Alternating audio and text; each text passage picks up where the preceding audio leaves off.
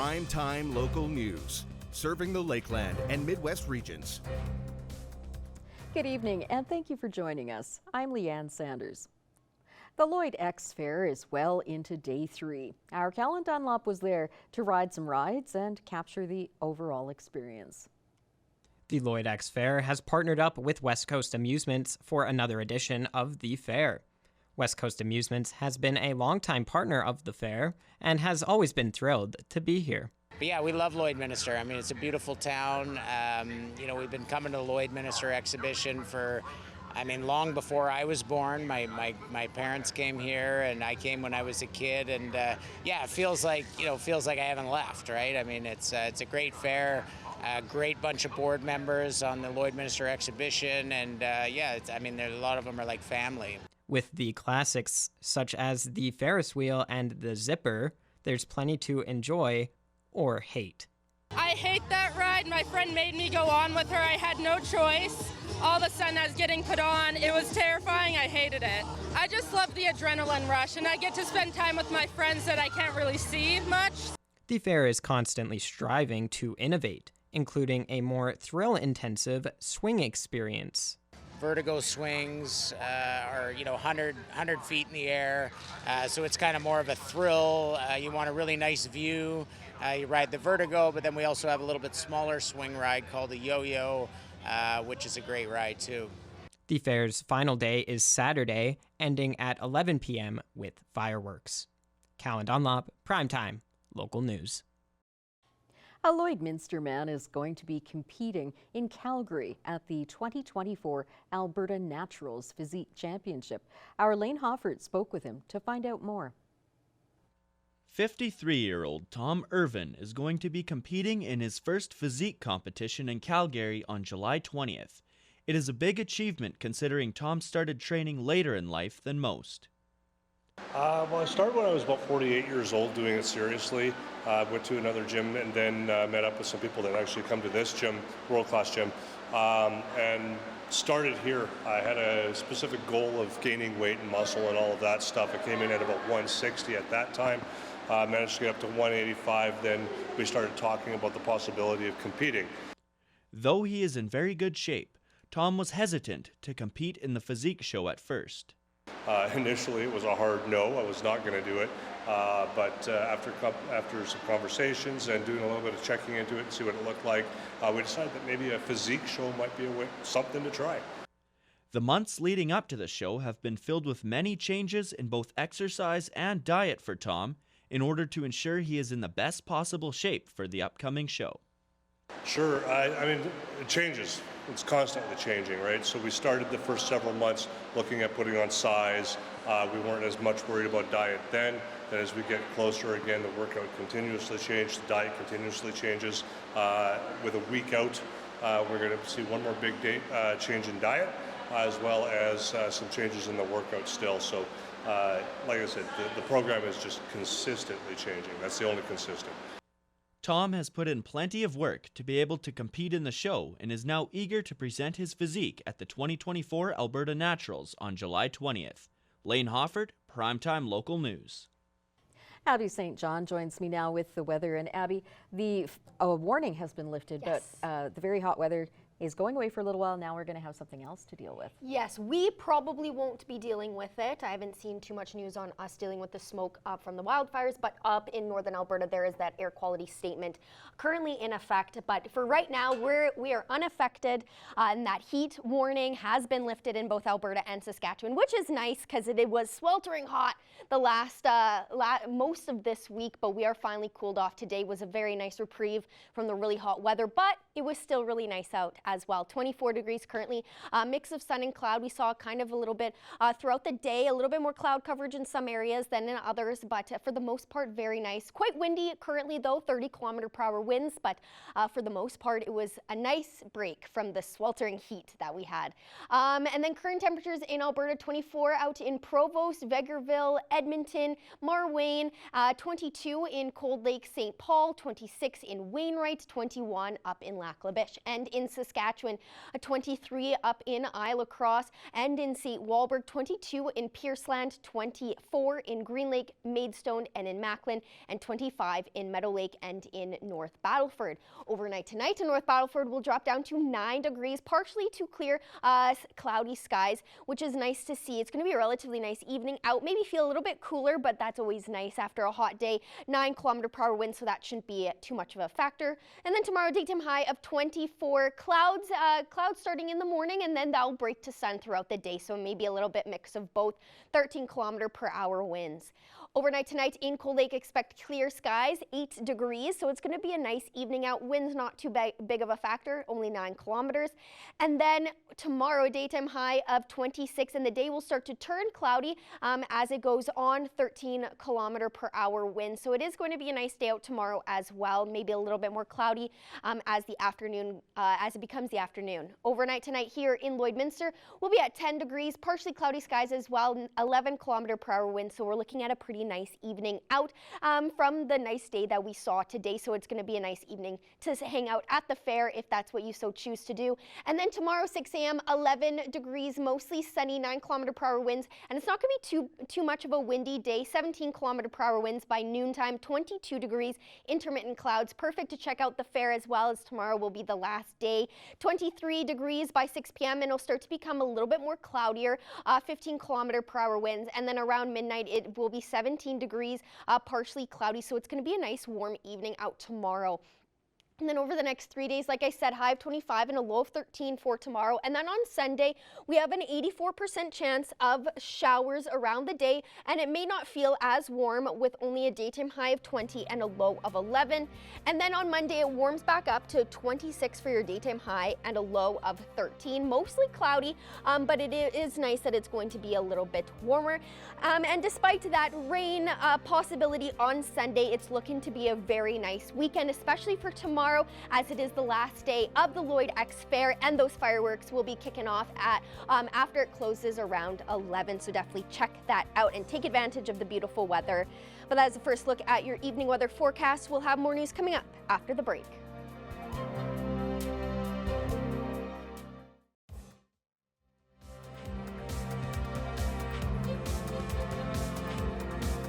The sport of chuck wagon racing has always included athletes from across Western Canada and has been a staple of agricultural fairs for over 100 years. But the drivers of the wagons have almost always been male. That changed in 2019 when the first professional female chuck wagon driver established herself in the CPCA. Our Thomas Wildman has more. Nobody's going to catch this lady tonight. Wire to wire to the red-headed quicker finish line. Look at the race. Amber LaRue and Team Pink have been rocking the CPCA since her rookie season in 2019. And for LaRue, it was a dream come true being raised in the sport. I grew up in the sport running pony chucks. My mom drove chariots, my dad drove pony chuck wagons, and growing up, it's all I ever wanted to do. I really idolized my parents and their impact on the sport, so it was just kind of a natural progression when I started racing ponies, and I idolized a lot of guys in the big wagon world, and I always wanted to do it at this level, and yeah, it was just a big step to get here, and yeah, I'm really happy to be here. Being the first ever female in the sport of chuck wagon racing, LaRue has gained a lot of fans and is an inspiration to all who watch and work with her. It's a big thing for me because you don't see that every day. If you got it, you got it, and if you don't, you don't, and she's got it. She's probably one of the best drivers I've worked for. And while LaRue embraces being the first female chuck wagon driver, when the horn sounds, she is just another driver that wants to turn and burn.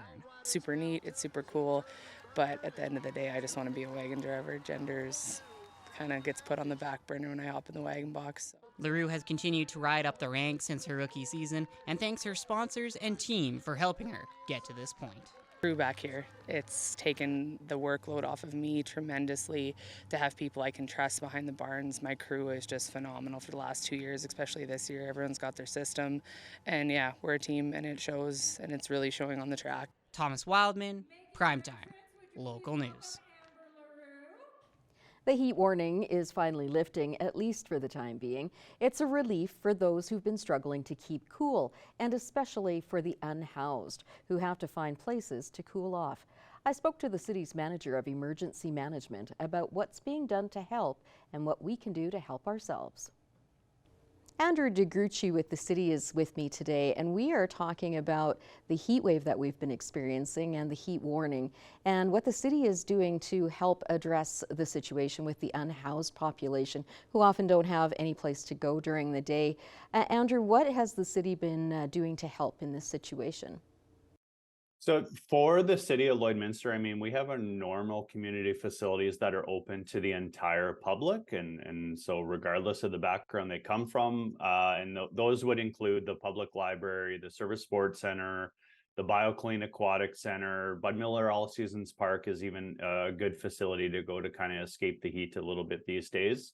In terms of our unhoused population specifically, we have lots of social programs and community organizations that kind of really take the lead in providing respite for those folks that are looking for support. So we've heard from the men's shelter that they've kind of extended their hours so that people can come in and get into the air conditioning a little bit earlier during those afternoon highs. Same with residents in recovery, and the Lloydminster Native Friendship Center is allowing people in a kind of a cycle or a temporary access so they can come in and get some relief and then go back out. The Olive Tree has changed their hours just to support that group a little bit as well, and when they're coming in for their community meals, so they can come in a little bit earlier if those extremes are occurring.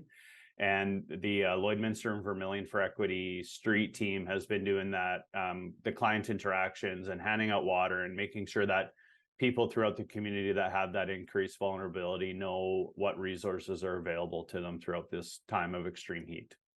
Andrew, larger cities have strategies to deal with severe weather events like this heat wave. What does Lloydminster have? Are they working on that at this point? We do have internal plans for extreme temperature items. They're, as indicated, it kind of looks at how we can encourage and empower some of the community organizations that can fill this role for us, as well as how we are kind of granting access to some of our recreation facilities just so that they can be more accommodating to people throughout these times. They all have different triggering levels around what would institute like the city of Lloydminster's role when it should occur. And part of that looks to the community organization's capacity. If they were ever to exceed their capacity, or if they ever had an unexpected facility outage, then the city would take more of an active role in some of those circumstances. So, and that's very similar for if we had a community-wide extreme heat event or a community-wide extreme cold event, and we were to see some sort of a utility interruption. We have planning for how we would support the community during those kind of times of very increased vulnerability throughout the community. A lot of people around Lloydminster seem to feel that the unhoused population has grown. Is that the case? The data hasn't really supported it. I think it's some increased visibility throughout the community, as well as some increased awareness of it through different means of social media. But I believe Becky Shilley from the Olive Tree recently did an interview with a media organization and kind of represented that these are similar numbers to what we're seeing back to even in 2015. So in 2023 in October, the city of Lloydminster performed a point in time count, and we use kind of some federal standards for how we perform those counts so that we can get really good data going on now on an annual basis, just to support what we are seeing in the city of Lloydminster in terms of that population base. There have been rumors on social media, people talking about unhoused people from Edmonton and larger centres being bussed into Lloydminster. Is that actually bearing out in fact, or is that just a rumor that's going around? It's a very common one. We see it online lots. We hear it in person through lots of different conversations around if there are buses of homeless folks sent to the city of Lloydminster. We have never found any evidence to support this, or never seen any basis of this. The Lloydminster Vermilion for Equity street team, they hit the streets multiple nights a week, interacting with this community base, and they aren't able to support that either. Same with the shelters. They do tracking of the individuals that they're supporting, and they're not seeing any evidence to support that either.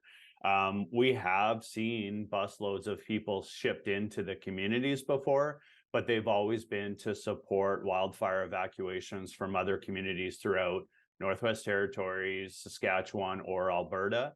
And in all of those circumstances, we've seen 100% return to home, not at the same time, but throughout time, everybody has returned home. So our point in time count that we performed in October did look at data around where people's original home communities were from, and that also proved the claim that people are bussed in to be false. On a general basis, what can residents of Lloydminster do to cope in this heat if, say, they don't have air conditioning and such? Yeah, so certainly when we're seeing our extreme heat events, similar to our extreme cold events, we have increased risk to the community. We get an increase in the morbidity rate throughout all of Alberta. And as people are kind of utilizing more water, more power, we have an increased reliance on some of those utilities, as well as there is a general increase in some risks such as wildfire throughout it. So it's certainly important from a household level to kind of understand what those risks are, so you can start having conversations with your household about what do our plans look like? What are we going to do? Should a utility be disrupted? What are we going to do if our AC kicks the bucket and we need to look to other support for cooling? So from a household level, getting your home cooled early is good. If you can do that in the morning hours instead of doing it in the afternoon when consumption rates of electrical grids are at their peak, getting it cooled early is good. Having a family plan, how your friends and family are included into those emergency plans are important as well. For outdoor workers, ensuring you stay hydrated, take breaks, do some self-monitoring, some peer monitoring. We had our City of Lloydminster pancake breakfast yesterday, so lots of city staff standing over some hot grills and flipping pancakes and making breakfast throughout the morning. And we certainly had somebody going around making sure everybody was drinking water, doing relief so that people could get some shade throughout times, and just looking through your household around, or your family, what those with pre-existing health conditions are usually the most subject to these negative consequences from extreme heat. So understanding what that planning looks like for those family members. Andrew, thank you for your time today. I do appreciate it, and thanks for providing the insight.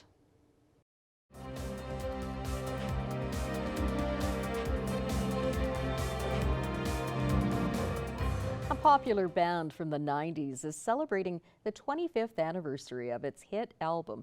Stacey Comer chatted with the lead singer of Vertical Horizon about how they are celebrating the occasion. I'm happy to be joined today on Primetime Local News by Matt Scannell from Vertical Horizon. Matt, thank you for joining me. We've got lots of exciting things to chat about today. Oh, thanks for having me, Stacey. I'm glad to be here. Well, your band, Vertical Horizon, is something that, people will remember from the 90s, the song Everything You Want, which of course goes with the album. And I cannot believe that you are celebrating 25 years of that album. What are you guys doing to celebrate this? So we, excuse me, Sony and RCA have kindly repressed the vinyl of Everything You Want, and they did it in this beautiful translucent orange color, which is really fun. So people can check that out if they'd like, and we'd love for them to do that. We're also going out on the road this summer with Gin Blossoms and Toad the Wet Sprocket. And then we have just a bunch of other shows that, Vertical Horizon is headlining a bunch of shows throughout the rest of the year. So it's a very productive work year for us. I mean, I think on the one hand, it makes you kind of go like, how could it possibly be 25 years? But at the same time, this has been quite a journey, and it doesn't surprise me that the numbers are adding up at this point. When that album was released, Matt, how did it change things for you and the members of the band? The truth of the matter is it changed absolutely everything in my life. I went from being let's call it a struggling songwriter living in New York City who couldn't afford to live in New York City. My grandmother had given me some money to chase my dream, and the dream was looking doubtful at best. I really hunkered down and I wrote about 100 songs, I think, in 6 or 7 months, sort of a degree of output that I had never experienced before, nor have I ever since. And I was really just trying desperately to be worthy of getting up to that next level. And when we finally did, we had an incredible team of people at RCA who lifted us up on their shoulders, literally, and said, "Okay, we're gonna help you make this happen." And we had never experienced a team like that before. It was always very much, 4 guys in a Jeep. And that was it, sort of us against the world. But then we had this world-class group of people who were experts in their field, helping us to get where we needed to go and do the things that we needed to do and make a record that we could be proud of so many years later. And so I have so many fond memories of that time. And every single day, I mean, the joke for me, Stacey, when I walk into my home, when I open the door, I hear in my head, like, he's and then I walk down the hallway. And it's like, everything you want. And then I get in my car and I turn my car on and it's like, he's everything you need. And it's like, those songs have provided for me in ways that I couldn't possibly have imagined. So Matt, I want to talk about the song itself, Everything You Want. Can you tell me about the process? Because it is one of the songs where you hear the first little bit of it and you know what that song is, especially if you were, really into music or when it was released. So tell me about the whole process of the song coming together. Well, sometimes songs come very, very quickly, and Everything You Want came very, very quickly to me. And other songs take seemingly forever. 6-8 months, it's like they're hiding in the shadows. They're scared to come out, and you just have to tell them it's a safe place and I'll cook you a meal or something. Come on out, song. But Everything You Want came to me in a dream, and I heard what I call the mantra part, the meh, meh, meh, meh, meh, meh, meh, meh, meh. I heard that in my head. And it was probably around 4 o'clock in the morning. But so I was really asleep and tired. And so I just said to myself, remember that in the morning. I rolled over and went back to sleep. About 10 minutes later, I heard the acoustic guitar part that starts underneath the mantra part. And I thought to myself, well, that's ironic that the 2 bits would probably go together and form the basis of a hit song that could change our lives forever. But it's not really a great time for me. Inspiration's not really a great time for me. I'm going to remember you in the morning. And then about 15 minutes later, I heard from start to finish in my head, I heard the whole chorus. I heard the drum part, I heard the bass part, I heard the electric guitar parts, the harmony vocals, he's everything you want, all of that all the way through, but until he means nothing to you and you don't know why. So that chunk was there in my head. And I just sat up, bolt upright, grabbed every pen and paper and cassette recorder and reel-to-reel 8-track recorder, smoke signal generator, whatever I could do to document the song. And I did so. And I'm so grateful because, that song has changed everything for us.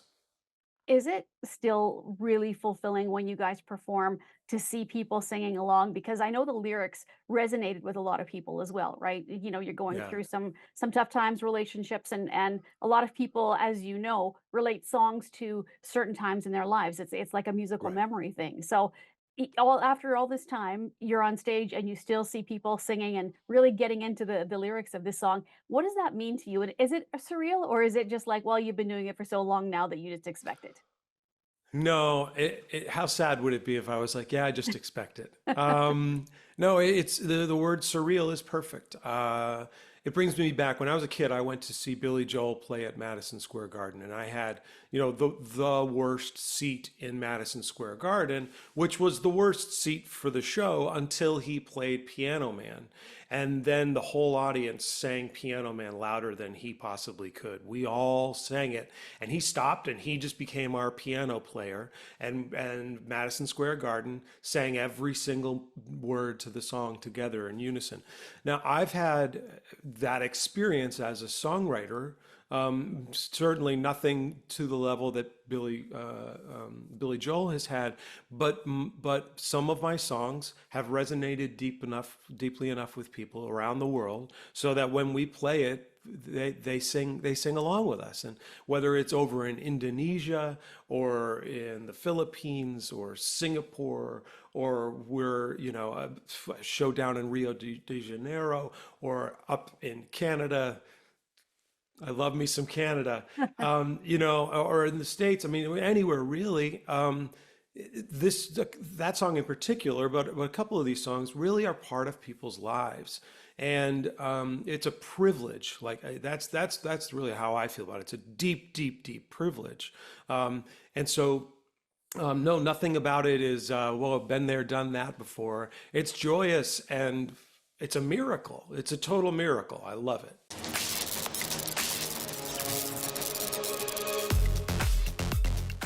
The Lloyd X Fair is still underway. If you haven't had the chance to head out to the Lloyd X grounds yet, you've still got time to take in all the fun, all the excitement, all the entertainment that is the Lloyd X Fair this year. Of course, they have the Midway with so many different rides. Plus, they've got some great shows like the Extreme Dog Show. They've also got an ABBA tribute band. And when you head out tomorrow with your admission to the fair, you also get to see a show from Rivertown Saints and Morgan Kleiber.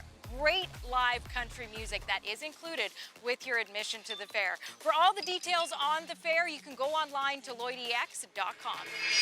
The North American Chuck Wagon Championships continue at Halstead Downs at the Lloyd X this weekend. There's still some nights of great racing in store, and Championship Sunday, it's coming up this Sunday. You can be in the stands to see who is crowned the North American Chuck Wagon Champion for this year. For all the details, head to North American Chuck Wagon Championship on Facebook. That's where you can find the latest updates and also information on some of the other events that are taking place alongside the North American Chuck Wagon Championships, including some live music coming up tomorrow night. Once again, all the details and the latest updates, you'll find them on the North American Chuck Wagon Championship Facebook page. And if you're looking for some fun for your kids this summer, Vermilion is being empowered. They're hosting free drop-in sessions in Kitscoty and Marwayne. They take place every Tuesday in July, and you will find more information on their Facebook page. Well, whatever you choose to do this weekend, we hope you stay safe and stay healthy.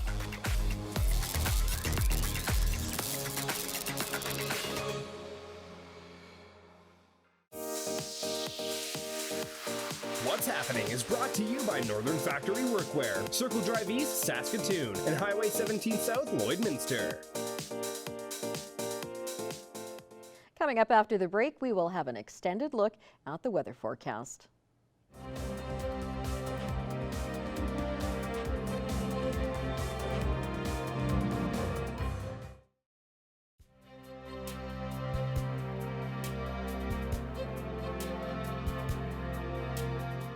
Welcome back. We saw a nice reprieve from the sweltering heat that we had for the last couple days.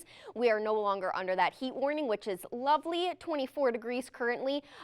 Mix of sun and cloud, which is what we saw all day today. A little bit of both throughout the city. 26-kilometer-per-hour wind, so it is a tad windy. It has slowed down just a few kilometers over the last little bit, so that's always nice to see. But it was a nice break from the really hot weather, so today was nice.